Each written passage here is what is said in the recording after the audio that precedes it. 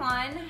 Today I wanted to do a video on a chemical pregnancy that Ryan and I had in January of 2018.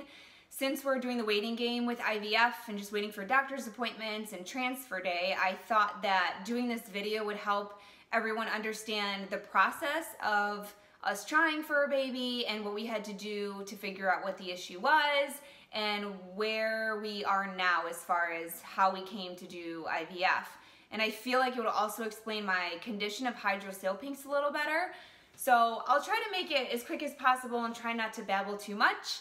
But basically with us trying to have a baby, obviously it wasn't working. So in December of 2017 is when we had the majority of our tests done to determine the cause. And I had an HSG done, and pretty big deal to do that. Ryan wasn't allowed with me.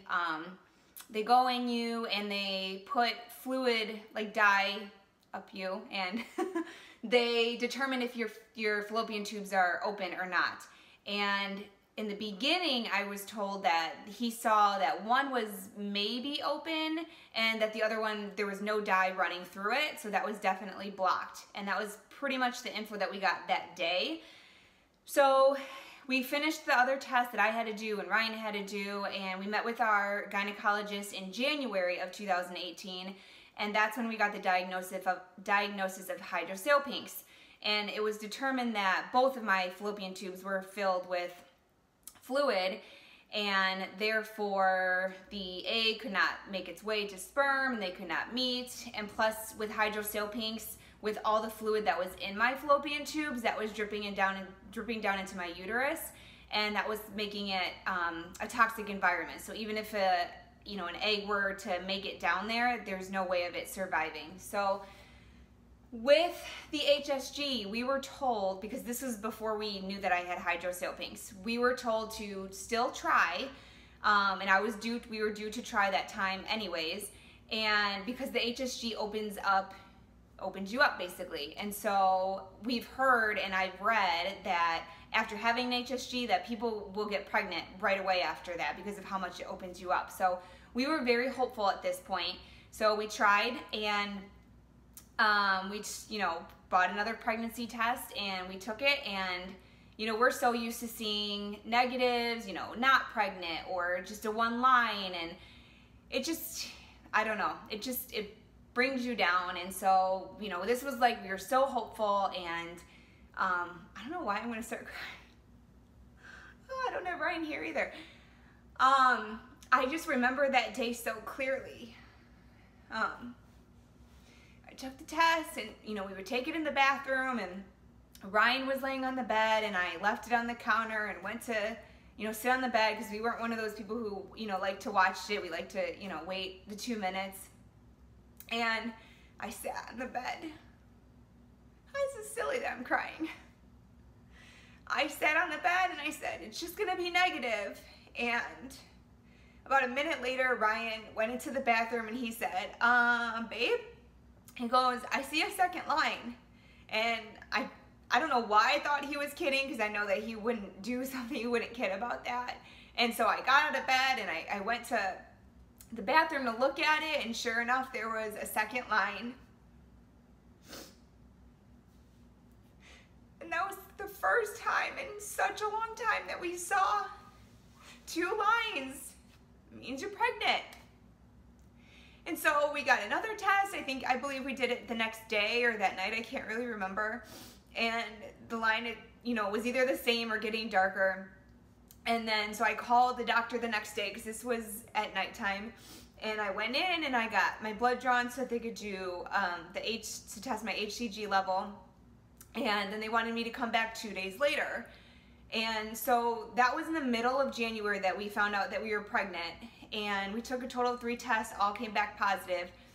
And the second time I went into the gynecologist to get my blood drawn again, because you need to see that your numbers are increasing or doubling, I got my period. And when I went into the doctors, I told them I'm bleeding, I think it's my period, and she just told me that my test, the first test that I took, was very low. It was a 13, I think it needs to be 25 or higher.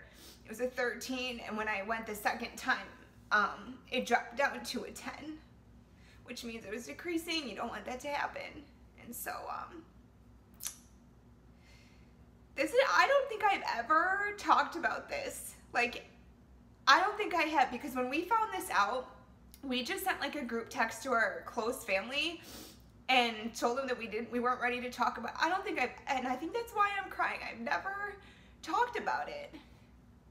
But it was like we were happy for like a day, but we were still like on edge because we knew, you know, that something was wrong. But like we wanted to be happy.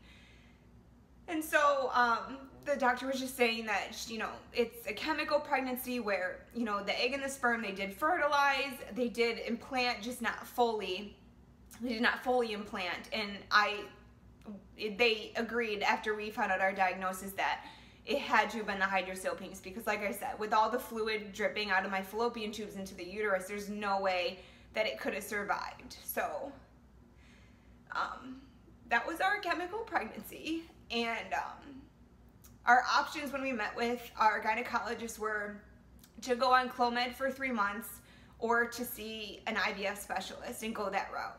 And originally, for financial reasons, we said, well, let's just try Clomid, and we were gonna do the 3 months, and we did it in February, and it didn't work. And I just told Ryan, I said, I'm tired of trying.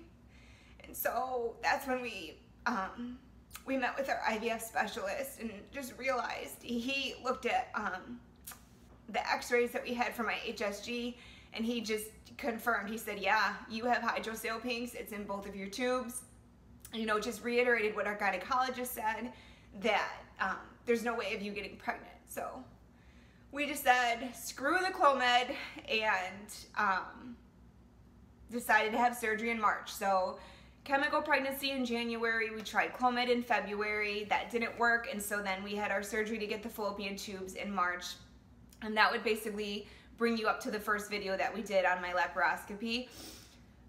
We are so grateful that our doctors, because I know a lot of people, they do IVF, but they don't know why, they don't know what is going on. They have an unknown diagnosis, and we're so grateful that our doctor did everything that they could, and, you know, nobody wants a diagnosis, but we got one, and we knew our next step. But so that was that, and so then we had the fallopian tubes removed, and then we started IVF right away. So I'm trying to think if I left anything out, but yeah, I don't know. Chemical pregnancy, I don't think people know a lot about it. It doesn't just happen with people with Hydrosalpinx. It can happen to anybody. It was a super, you know, quick, yes, it was a pregnancy. It was a super quick one, but yeah, so I don't know. I just wanted to share that story. I thought it was important, and it kind of gives you maybe a timeline of, you know, when we started to do the testing and all that stuff. But I hope that that helps somebody out. Thank you for watching, and I hope that that gives you a better understanding of our infertility story. If you have any questions, please message me below. And if you want to follow along and see where things take us, go ahead and hit that subscribe button.